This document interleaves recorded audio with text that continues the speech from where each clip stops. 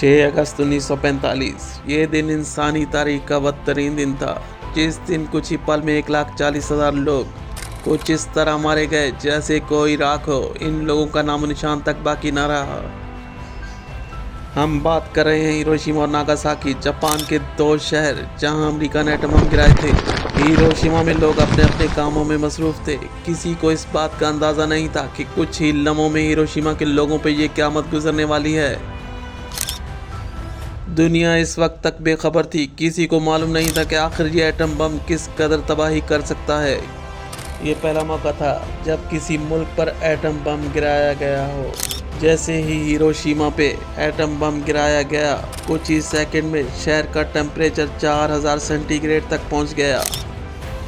इंसान जलकर पिघल गए थे, बल्कि खाक हो चुके थे। कुछ लोग बच गए थे और वो इस कदर तकलीफ में थे कि वो मौत मांग रहे थे। ये धमाका इस कदर हौलनाक था कि इसकी वाइब्रेशन और हीट कई किलोमीटर तक महसूस हुई। हिरोशिमा में कोई जानदार जिंदा न था। कुछ लोग अंडरग्राउंड थे, वो खुशकिस्मती से बच गए थे। कई साल तक रेडिएशन फैल चुकी थी। जो लोग जिंदा थे, इन्हें रेडिएशन की वजह से खतरनाक बीमारियों ने आ घेरा। सबसे हैरानगी की बात यह थी कि एटम बम जिस बिल्डिंग पर गिराया गया वो बिल्डिंग मौजूद रही। ये भी एक मौजज़ा था। इस बिल्डिंग का नाम था इंडस्ट्रियल प्रमोशनल हॉल। ये बिल्डिंग आज भी मौजूद है और अपनी तबाही की दास्तान सुना रही है। 6 अगस्त 1945 को क्या क़यामत गुजरी थी। ये वो तबाही थी जो एटम बम से हुई। आप जानते हैं कि आखिर अमेरिका ने क्यों एटम बम गिराया, ये इंतहाई कदम कैसे उठाया।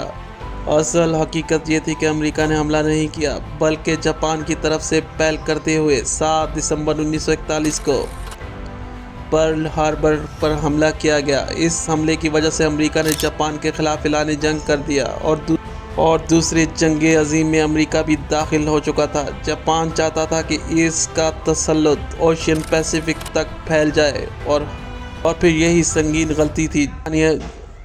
अमेरिका जापान की आर्मी से किसी लंबी लड़ाई से गुरेज करना चाहता था। इस दौरान जापान आगे ही आगे बढ़ता जा रहा था। अमेरिका अपनी बका की जंग लड़ रहा था। अमेरिका की पूरी कोशिश थी कि किसी तरह भी जापान को रोका जाए। बिल आखिर अमेरिका के पास कोई ऑप्शन मौजूद नहीं था। 6 अगस्त 1945 को अमेरिका ने एटम बम गिराकर जापान की ताकत को यकीनी तौर पर ख़त्म कर दिया था। अब दूसरी जंग अज़ीम में अमेरिका दाखिल हो चुका था। अब ये लड़ाई फैलते फैलते जर्मनी और इटली के खिलाफ भी लड़ी गई। दुनिया भर में हिरोशिमा के मनाजिर देखे गए। अमेरिका दूसरी जंग में अपनी धाक बिठाने में कामयाब रहा। एटम बम की तबाही को दूसरे मुल्कों ने देखा तो हर मुल्क एटमी हथियारों की दौड़ में शामिल हो गया। Atom bomb symbol of security बन गया। हर मुल्क एटम बम सिंबल बन चुका था, हर मुल्क की सिक्योरिटी का। यूं दुनिया अपनी ही तबाही के लिए निकल पड़ी और एटमी हथियार बनाने में लग गई। 1945 में रशिया और अमेरिका के पास एटम बम मौजूद थे और फिर करते करते कुछ और मुल्कों ने भी एटम बम बनाने में कामयाब हो चुके थे। लेकिन आज तक एटम बम का इस्तेमाल सिर्फ और सिर्फ जापान पर ही किया गया था। फिर कभी एटम बम इस्तेमाल नहीं हुआ।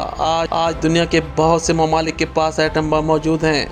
आज दुनिया के बहुत से ममालिक के पास इतने एटम बम मौजूद हैं कि दुनिया को 100 बार ख़त्म किया जा सकता है। जो एटम बम हिरोशिमा पर गिराया गया था, इसे लिटिल बॉय का नाम दिया गया।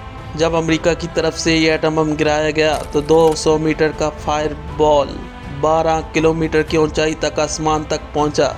इस धमाके की शॉक वेव जो कई किलोमीटर तक पहुंची, इसके रास्ते में कोई जिंदा इंसान न बच सका। बहुत सी बिल्डिंग्स 4000 सेंटीग्रेड टेम्परेचर पर खाक हो रही थी। एक क़यामत थी जो हिरोशिमा के लोगों पर गुजर रही थी।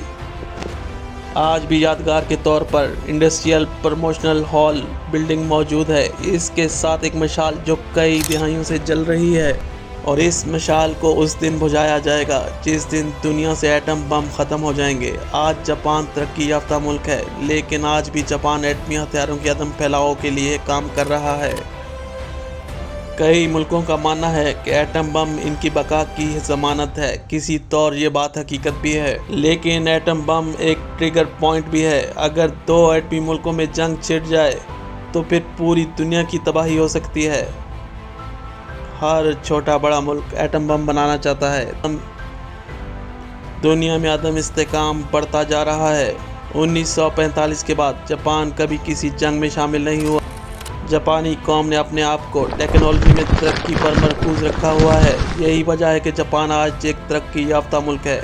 आज दुनिया भर में कई मुल्क में आपस में कशीदगी मौजूद है। पाकिस्तान और इंडिया, ईरान और इसराइल, रशिया और अमेरिका, इन मुल्कों में कभी भी जंग छिड़ सकती है जो पूरी दुनिया के लिए खतरा है। आज और इस ज़माने के एटम बम 100 गुना ताकतवर हैं। आज अमेरिका के पास 12,000 किलोटन वजनी एटम बम मौजूद है जिनसे कई मुल्क तबाह हो सकते हैं। और दूसरे नंबर पर रशिया, जिसके पास सबसे ख़तरनाक एटमी हथियार मौजूद हैं। ये बात तो तय है कि ज़मीन की तबाही हम इंसानों के हाथों से होने वाली है। कोई एक चिंगारी पूरी दुनिया की तबाही होगी। एटम बम किसकी ईजाद है, ये सवाल सबसे ज़्यादा सर्च किया जाता है। फिज़िक्स के मशहूर प्रोफेसर रॉबर्ट ओपेनहाइमर और आर्मी जनरल लेस्ली ग्रूव के सर थे।